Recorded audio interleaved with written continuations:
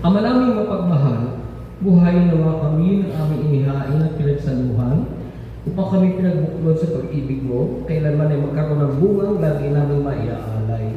Sa pamamagitan ng Jesucristo, kasama ng Espiritu Santo, magpasawalang hanggan. Amen. Sumayin niyo ang Panginoon. Magsiyo ko kayo bang ginagawa ng pagkabastas. Pagpalain nawa kayo at ingatan ng Panginoon, ngayon at magpasawalang hanggan. Amen.